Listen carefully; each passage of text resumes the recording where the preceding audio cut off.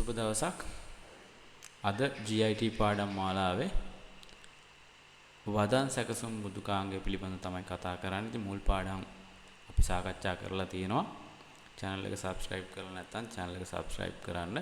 මුල් වීඩියෝ ටික බලන්න.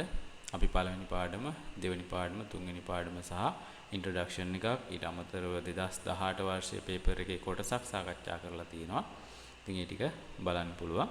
අපි බලමු පාඩම. වදන් සැකසුම් මෘදුකාංගයක් කියලා කියන්නේ මොකක්ද?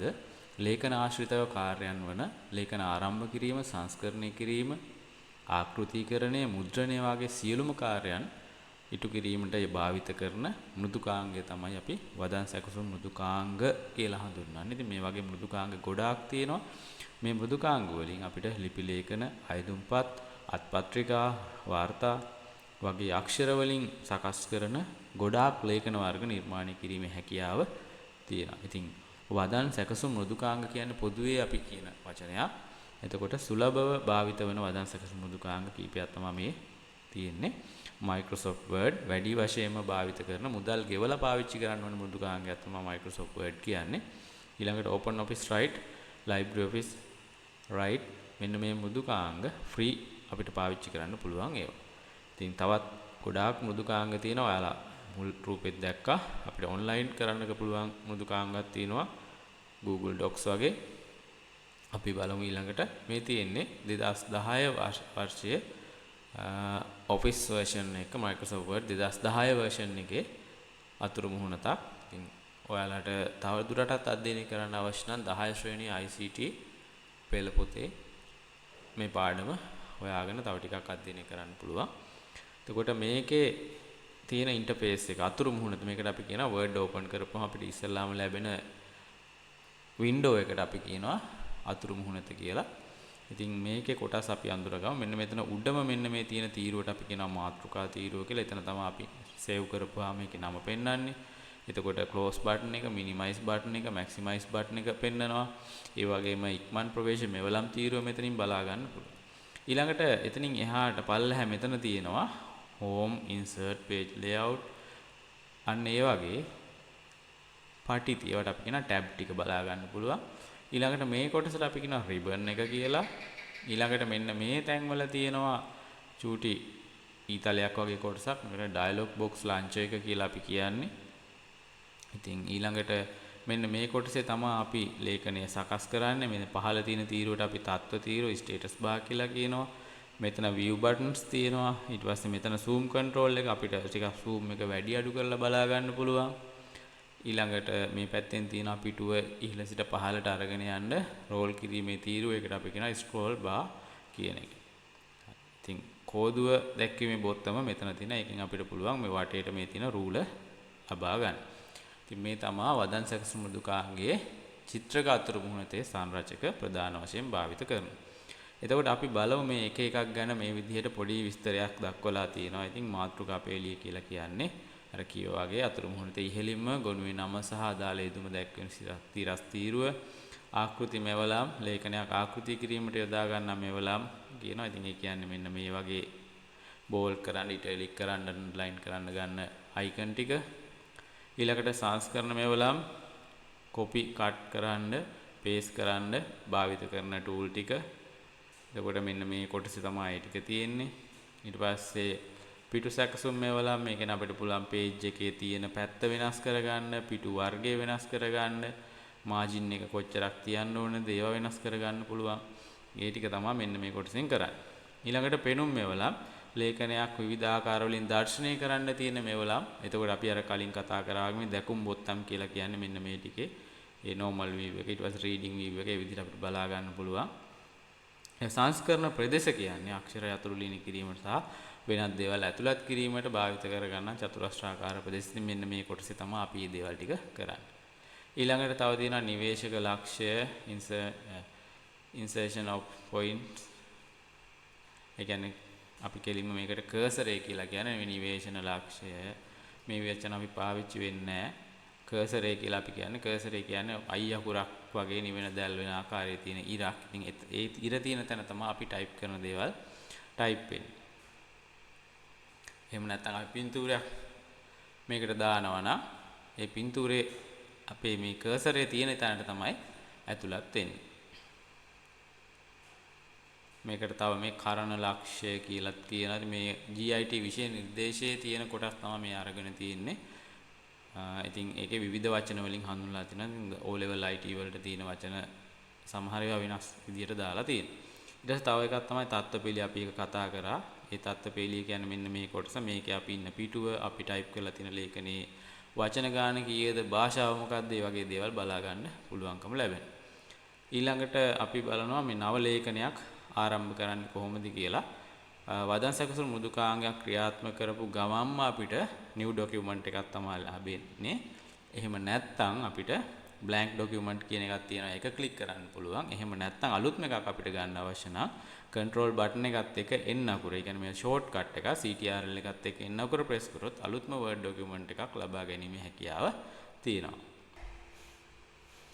ලේඛනයක අක්ෂර යතුරු ලියනය කිරීම හා මැකීම. අපි ලේඛනයක් සකස් කරනවා නම් යතුරු කූරු භාවිතයෙන් තමයි අවශ්‍ය කරන දේවල් ටයිප් කරගන්නේ. එතකොට අපිට වචන වැරදුනහම ඒ ටික මකා ගන්න අපි භාවිත කරන බටන් දෙකක්. එකක් තමයි delete කියන එක, අනිත් එක තමයි backspace කියන එක. delete කියන බටන් එකෙන් අපි කරන්නේ cursor එකට දකුණු පස තියෙන අක්ෂර මකනවා. backspace එකෙන් කරන්නේ cursor එකට වම් අත පැත්තේ තියෙන අක්ෂර මකනවා. ටික තමයි මේ දක්වලා තියෙන්නේ. එහෙම නැත්නම් අපිට පුළුවන් highlight කරලා කොටසක් delete කරන්න හරි backspace කියන ඔය දෙකම කරන්න පුළුවන්. දැන් අපි ගත්තොත් word file එකක් අපි මේ විදිහට open කරගන්නවා. එතකොට ඒ open කරගන්නකොට මෙන්න මේ විදිහට ඔය විදිහට open කරගන්න පුළුවන්. මේ තියෙන්නේ word file එකක් විවෘත කරගත්ත. මම පොඩි කෝඩ් එකක් ගහලා වචන ටිකක් ගන්නවා.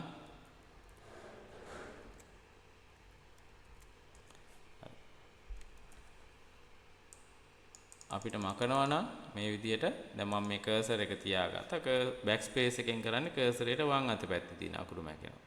ඊට පස්සේ මම දැන් delete button එක press කරනවා. delete button එකේදී වෙන්නේ කර්සර් එකට දකුණු අත පැත්තේ තියෙන අකුරු මැකෙනවා. ඒතර මේ වගේ select කරලා මට backspace කරන්නත් පුළුවන්, delete කරන්නත් පුළුවන්. ඒ කරපුවාම ඒ තින් ටික මැකලා යනවා. එතකොට අපිට යම් දෙයක් මකන්න පුළුවන් ක්‍රම කීපයක් අපි කතා කරා. හරි. එතකොට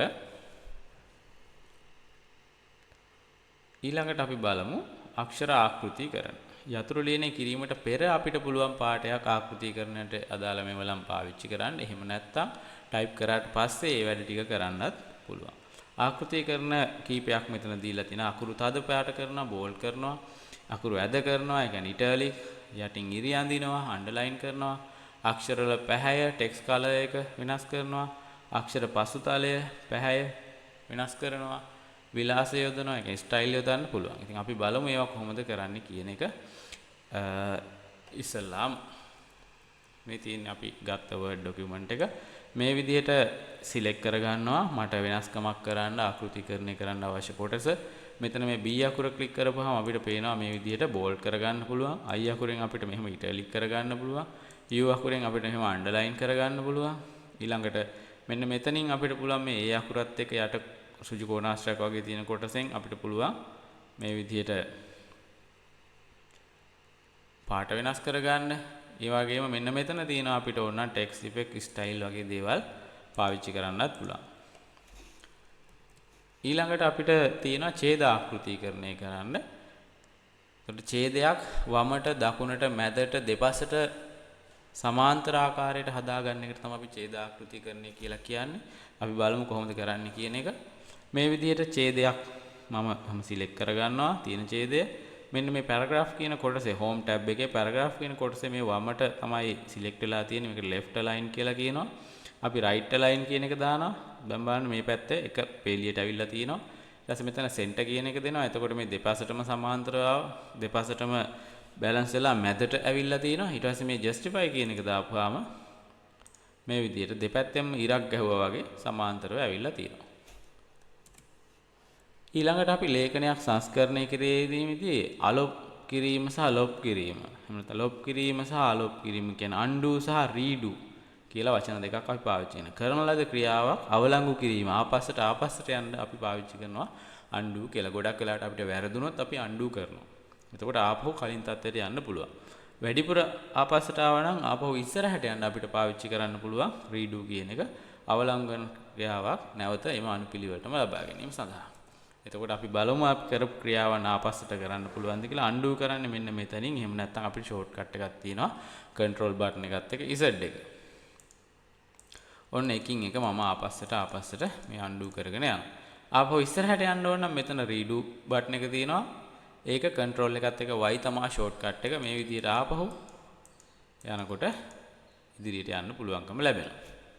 ඔන්න ලොප් සහ අලොප් කිරීම. ඊළඟට කැපීම, කොපි කිරීම, ඇලවීම. ඒ කියන්නේ cut, copy, paste. අපි බලමු කොහොමද කරන්නේ කියන එක. මට ඕනේ මේ powerful කියන වචනය copy කරගන්න. මෙන්න මෙතෙන් මම යනවා copy කියන icon එක click කරගන්නවා. එහෙම නැත්නම් shortcut එක තමයි control එකත් එක්ක C. එහෙම නැත්නම් අපි right click කරලා මෙහෙම copy කියා ගන්නත් පුළුවන්. හරි. කොයි ක්‍රමෙන් කරත් copy වෙනවා. ඊට පස්සේ මට මේ වචනේ ඕනේ මෙන්න මේ පහළට නැවත මම මෙතෙන් ගිහිල්ලා මෙන්න paste කියන එක දෙනවා. එහෙම නැත්නම් මෙතන right click කරලා paste option යටතේ තියෙන වගේ එකක් මේ විදිහට දෙනවා. එතකොට මෙන්න මේ වචනේ එතනින් අයින් වෙන්නේ නැතුව මෙතෙන්ට ඇවිල්ලා තියෙනවා. ඒක තමයි copy කරනවා කියන්නේ. තියෙන තැන තියෙද්දිම තව තැනකට ඒකේ පිටපතක් ගන්න. අපි මෙතන මේ online කියන වචනේ cut කරලා ගන්න යනවා. අපි මෙන්න මෙහෙම cut button එක දෙනවා. එතකොට මෙතනින් මේ වචනේ අයින් වෙනවා. ඊට පස්සේ මට මෙතෙන්ට ගන්න ඕනේ. මේ විදිහට ගිහිල්ලා paste කරනවා. එතකොට අතනින් අයින් වෙලා මෙතෙන්ට ඇවිල්ලා තියෙනවා.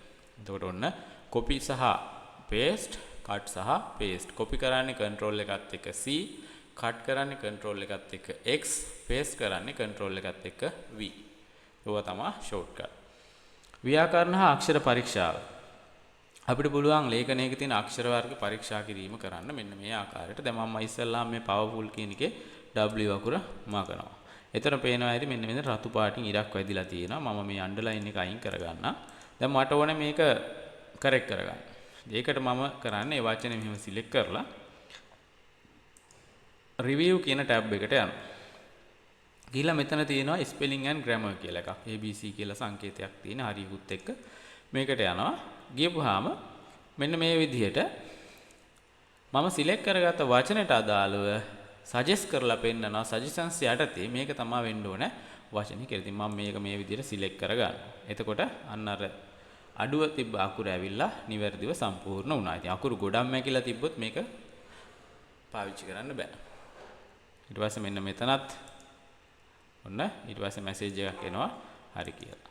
ඉතින් ඔන්න ඔය ආකාරයට තමයි අපි spelling and grammar check කරගන්නේ. ව්‍යාකරණ හා අක්ෂර පරීක්ෂාව. ඊළඟට අක්ෂර නොවන විවිධ දේවල් ලේඛනයකට ඇතුළත් කරනවා. ඇතුළත් කරන්න අපිට පුළුවන් මේවා හරහා අපිට පුළුවන් හැඩතල, රූප, සටහන්, ප්‍රස්තාර, clip art. දැන් 2010 version එකේ පස්සේ මේ වගේ clip art කියලා option එකක් නැහැ. ඉතින් ඒ වගේ දේවල් insert කරනවා. insert කරන්න පුළුවන්. ඊට අමතරව මේ සමීකරණ, සංකේත, link, පිටු සලකුණු, watermarks, date and time ඒ වගේ දේවලුත් ඇතුළත් කිරීමේ හැකියාව තියෙනවා. ඉතින් මේකෙදි අපි table එකක් ඇතුළත් කරන්නේ කොහොමද? shape එකක් එහෙම ඇතුළත් කරන්නේ, chart එකක් කොහොම ඇතුළත් කරන්නේ කොහොමද කියලා බලමු.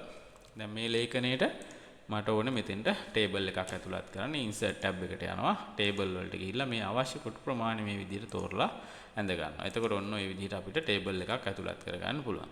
එහෙම නැත්නම් insert වලට ගිහිල්ලා table වලට ගිහිල්ලා මෙතන තව තියෙනවා insert table කියලා option එකක්. ඒකට ගියපුවම අපිට තියෙනවා number of columns කීයද, number of rows කීයද කියලා අහනවා. ඒ ටික මේ විදිහට දීලා ඕකේ කරපුවාම ඒකට අදාළව වගුවක් නිර්මාණය කරගන්නත් පුළුවන්.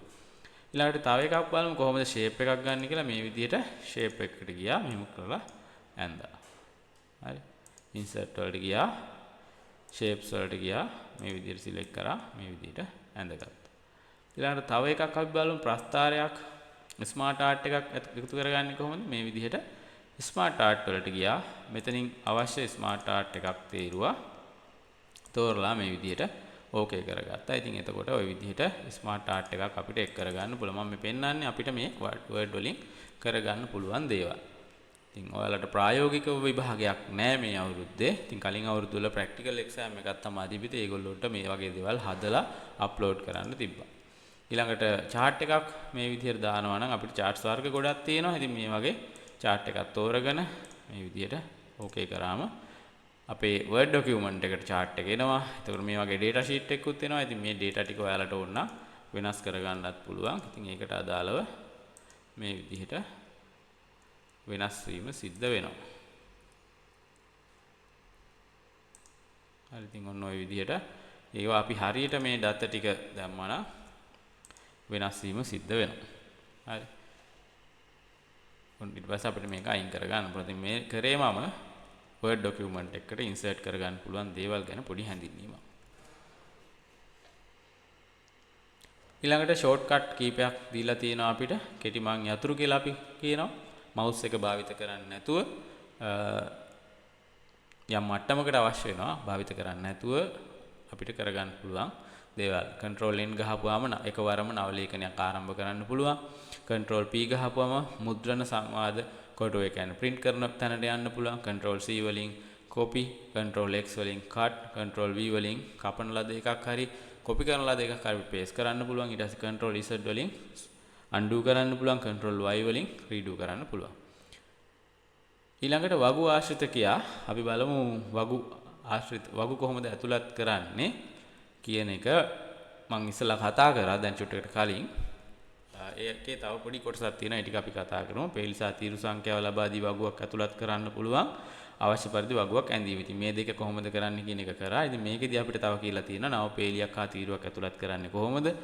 කොටු එකතු කරන්නේ කොහොමද? ඒ කියන්නේ අපි merge කරනවා. merge කරන්නේ මොකද්ද? මේ ඉරිවල ඝනකම වාගේ දේවල් වැඩි කරගන්නේ කොහොමද? මේ විෂය නිර්දේශයේ තියෙන කොටස් ටික අපි බලමු. එතකොට අපි මේ විදිහට වගුවක් නිර්මාණය කරලා තියෙනවා. මට මේ වගුවේ මෙතනින් උඩට ඕනේ තව පේලියක්. දැන් මම මෙතන 1 2 ඔහොම අංක දාලා තියෙනවා. මේ 1යි 2යි අතරට තව එකක් ඕනේ කියලා කියමු. එහෙම වුණොත් මම 1 හෝ 2 ක්ලික් කරලා අපි යනවා මෙතන insert කියන ටැබ් එකට. එහෙම නැත්නම් කෙලින්ම වගු ක්ලික් කරපුවාම අපිට ලැබෙනවා අලුතෙන් table design සහ table layout කියලා අලුතෙන් ටැබ් දෙකක්.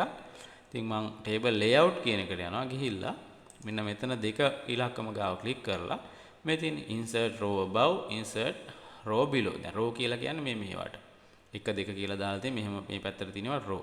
ඒතර මට ඕනේ 2ට උඩින් නම් insert row above කියන එක දෙනවා. එතකොට මෙන්න මේ විදිහට එනවා. එතකොට මට ඕනේ මේකට වම් අත පැත්තෙන් මේ පැත්තට column එකක් නම් insert column left මේ විදිහට අපිට අවශ්‍ය විදිහට ඒවා වෙනස් කරගන්න පුළුවන්.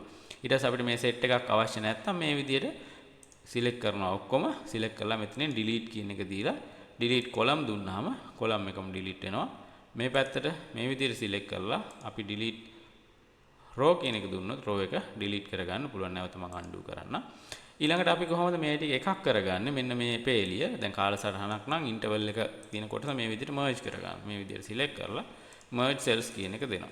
ඊට ටික තියෙන්නේ table layout එහෙම නැත්නම් layout කියන tab එකේ. ඉතින් ඔන්න ඔය ආකාරයට අපිට පුළුවන් වගුවක් ආශ්‍රිත ක්‍රියාකාරකම් ටික කරන්න. ඊළඟට අපිට ඉරිවල ඝනකම වැඩි කරගන්නේ කොහොමද? මෙන්න මේ විදිහට අපි select කරගන්න සම්පූර්ණ වගුවම ඊට පස්සේ table design කියන tab එකට යනවා. ගිහිල්ලා table design එකේ මෙන්න මෙතන තියෙනවා border කියන කොටසේ ඉරිවල ඝනකම වැඩි කරලා තියෙනවා. ඊට පස්සේ නැවත මෙන්න මේ border කියන එකට ගිහිල්ලා all border කියන එක දෙනවා. එතකොට අන්න ආකාරයට ඉරිවල ඝනකම වැඩි කර ගැනීම හැකියාව තියෙනවා. ඉතින් වගු ආශ්‍රිත මේ වගේ දේවල් කරන්න පුළුවන් කියන එක මතක තියාගන්න. ඊළඟට අපි කොහොමද ලේඛනයක් සුරකින්නේ? මුද්‍රණ පෙරදසුම ඊට පස්සේ printer setup කොහොමද හදාගන්නේ කියන එක අපි බලමු. අපි ෆයිල් එකක් සේව් කරන්න නම් අනිවාර්යෙන් ෆයිල් වලට ගිහිල්ලා මෙන්න මෙතන save කියන බටන් එක ක්ලික් කරනවා. එතකොට අපිට පුළුවන් මේ browse කියන එක දෙන්න. දීලා අපිට අපේ desktop එක තෝරගන්න පුළුවන්. තෝරගෙන මෙතනින් ඔයාලට document එකේ නම දීලා දාමු JIT